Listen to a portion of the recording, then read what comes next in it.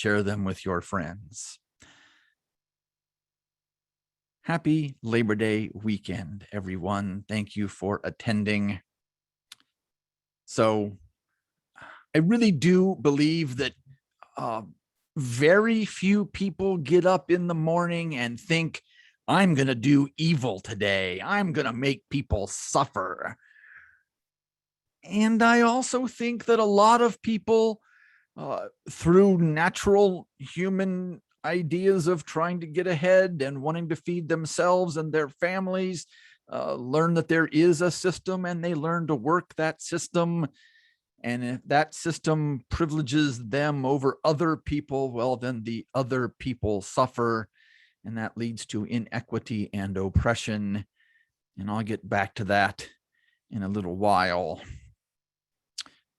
Lizzie Wade is a freelance writer and contributing correspondent for Science Magazine. She writes about archaeology, anthropology, and all things Latin America.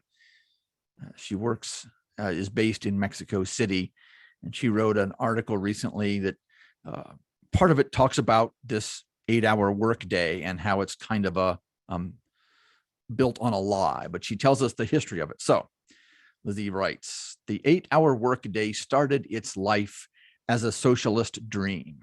The Welsh textile mill owner and social reformer Robert Owen is credited as the first person to articulate it by calling for 8 hours labor, 8 hours recreation, and 8 hours rest for workers in the early 19th century.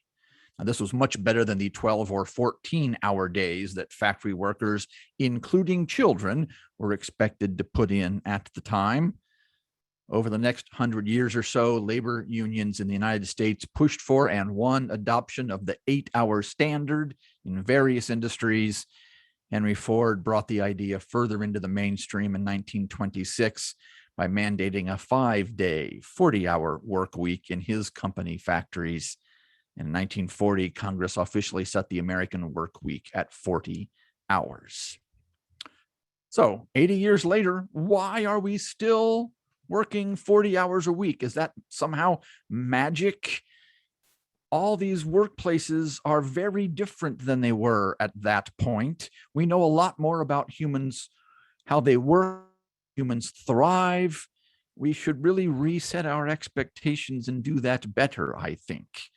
I've got two stories to share with you this morning about working less than 8 hours a day or less than 40 hours a week and how that might be okay. We just heard a paragraph from Lizzie Wade. She is a writer and writes for a number of different publications. So a freelance writer, as you might say, and she used Tattleware on herself. Tattleware is software that you install on your machine while you're working at home, and your boss somewhere else can see how much you're actually working while you're at home. Now, I happen to think this is a horrible thing, but she used it to monitor herself and see how it worked. And to her surprise, she never worked close to 40 hours, even on her most frantic, most busy week. 37 was the very top she ever worked. She never worked 8 hours a day, and she was 82% productive that whole time. So you can work fewer hours and get more done, and she'll have more to say about that in a while. And the other interesting story I have is from David Kane, who is a writer in Winnipeg in Canada. He blogs at raptitude.com. Raptitude is a blog about, quote, getting better at being human, unquote. And he's got some fascinating stuff there. In this story, he writes, well, I'm in the working world again. I found myself a well-paying gig in the engineering industry, and life finally feels like it's returning to normal after my 9 months of traveling. He wrote this several years ago, pre-pandemic. Because I had been living quite a different lifestyle while I was away, the sudden transition to 9-to-5 existence has exposed something about it that I overlooked before. Since the moment I was offered the job, I've been markedly more careless with my money. Not stupid, just a little quick to pull out my wallet. As a small example, I'm buying expensive coffees again, even though they aren't nearly as good as New Zealand's exceptional flat whites, and I don't get to savor the experience of drinking them on a sunny cafe patio. When I was away, these purchases were less offhanded, and I enjoyed them more. I'm not talking about big, extravagant purchases. I'm talking about small scale, casual, promiscuous spending on stuff that doesn't really add a whole lot to my life. And I won't actually get paid for another 2 weeks. In hindsight, I think I've always done this when I've been well employed, spending happily during the flush times. Having spent 9 months living a no-income backpacking lifestyle, I can't help but be a little more aware of this phenomenon as it happens. I suppose I do it because I feel I've regained a certain stature now that I am again an amply paid professional, which seems to entitle me to a certain level of wastefulness. There's a curious feeling of power you get when you drop a couple 20s without a trace of critical thinking.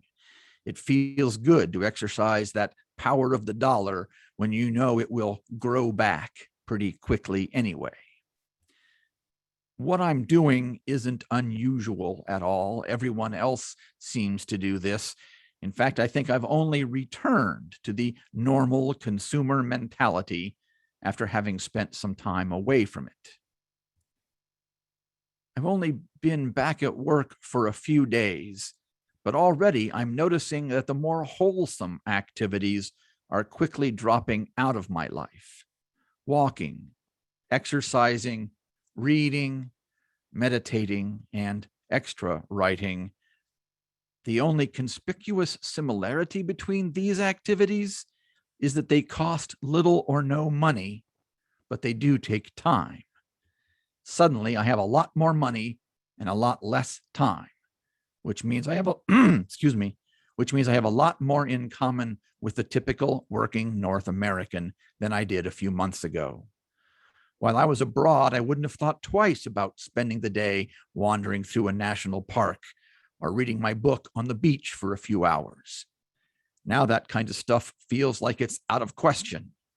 Doing either one would take most of one of my precious weekend days. End quote. Our time can be at least as valuable as our money. Kane learned this by backpacking around the world. Some people have learned this through the pandemic. We've heard about people not wanting to return to the office, but insisting on working from home, or just quitting entirely. They're deciding it's not worth the aggravation. Those are frontline workers think it's not worth one's life or one's mental health. Working from home has shown at least some of us that we can earn less because we spend less on more clothing and gasoline and lunches out, and we don't get depressed due to the awful commute. Time may be more valuable than money.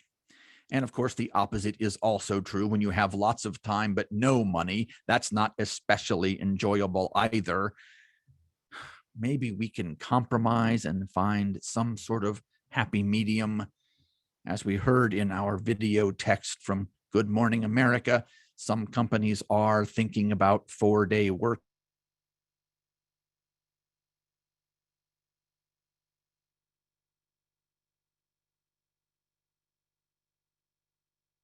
For 8-hour days. And the Kickstarter CEO, Aziz Hassan, says, "This decision stems from my belief that everyone who works for Kickstarter should have the ability to help propel the company forward while also pursuing their own creative projects, spending time with loved ones, and engaging with communities and causes that are more important to them. I believe that by finding harmony between work and home, our team will make as much, if not more, meaningful progress toward our mission." End quote. What a nice idea. The Good Morning America video also mentioned shorter work days. A recent article in the Harvard Business Review suggested that 6-hour work days would be better. The Good Morning America video said 4 or 5 meaningful hours are what we actually do any day. And there's a fair amount of research that says, really, it's about 3 hours of productive time in any 8-hour day. Now, some of that is that we work best when we are in flow, and most workplaces actually actively prevent flow by scheduling meetings and insisting on quick emails and all the sort of workplace silliness. We're working 3, 4, 5 hours really each day. So why must we sit in the office? Or if we're at home, why must we have the spyware, the tattleware telling on us that we have to be there 8 hours? Why 8 hours and 40 hours? And of course, this is mostly white collar workers. If we want to talk about the people who are riding the green buses outside my house, moving from field to pick produce. If you want to talk about Mama in the Story for All Ages, working as a waitress for tips, they work more than 8 hours a day or more than 40 hours a week. They're still human. They still have inherent worth and dignity. They still get tired at the end of the day. I think it would be fine if they wouldn't have to work that many hours either. So why are we stuck on this 8 hours per day and 40 hours a work week thing? Again, I don't think people wake up and plan to do evil. And the combined effect of so many people making selfish choices and so many powerful organizations and companies, including the church at one time, has produced this regrettable consumerist knot, which benefits the rich and powerful and keeps the working class numb and docile. And here's David Kane's summation of that. But the 8-hour workday is too profitable for big business, because it makes for such a purchase-happy public. Keeping free time scarce means people pay a lot more for convenience, gratification, and any other relief they can buy. It keeps them watching television and its commercials. It keeps them unambitious outside of work. End quote. And that has certainly been my experience with the work world.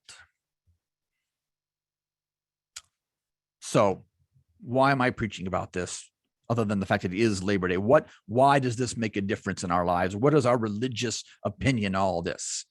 Some of you may have heard about Martin Buber and his book, I, Thou. There are 2 ways that you can interact with things, Buber writes. You can have an I, it, or an I, thou. And an I, it is just you using a thing, a tool, a plate. All these ink pen, these are things that are its, and we don't have feelings about them so much. And there are thous. There are people that we know and love and appreciate and see the spark of the divine in, whatever that means to us. We too often treat other people as its instead of thou, which is why he wants to have an I, thou relationship with all beings. You might also think of the Unitarian Universalist principle that we have inherent worth and dignity in all persons. Paraphrasing Teresa Soto from our first reading, we belong where we are known and where our future is not just a resource, but a promise. So I have a number of ways of thinking about this. First, let's do the pastoral. If you feel these things, you are not lazy or bad or wrong. Again, my colleague Teresa, you are not meant to spend your joy frantically soothing yourself in order to tend wounds of being constantly dehumanized. Workplace culture can be awful, and we come home imagining we're going to exercise and cook a healthy meal and reconnect with an old friend, and what we do is order out and slump on the couch and fall asleep in front of a TV. If you are fed up with work, if you notice how you respond negatively to work situations, to the 8-hour work week, the arbitrary 40-hour work week, you are okay. Don't feel bad about that. And the flip side of that then is the prophetic.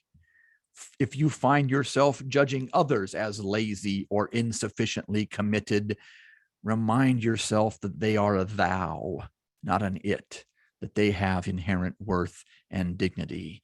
All this Protestant work ethic and original sin ideas, and we project our own jealousy and resentment onto other people. To the best we can, let us let go of that. And if we don't judge them, we may not judge ourselves either. We are inherently worthy. We have dignity. And so the other prophetic piece that comes out of this is the systemic. Let us decouple insurance from employment. That whole system is part of the mess that we've created. When we get a chance, let us work to have better ways of people getting health care. And then the final piece of all this, find what joy you can. Carve it out. You deserve it. Let us celebrate and find health and appreciation. Meditate, find that pure moment, go for walks, do art. It's okay. You don't have to be productive every day, all day. Joy is part of living too. That is, the divine spark takes joy. So while we're celebrating Labor Day tomorrow, let us celebrate the joy of meaningful labor. There is satisfaction in doing hard, challenging work.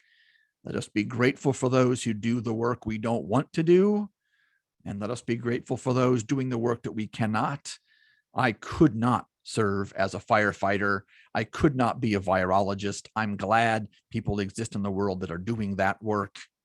And let us commit to finding better work-life balance for all people. So may we be.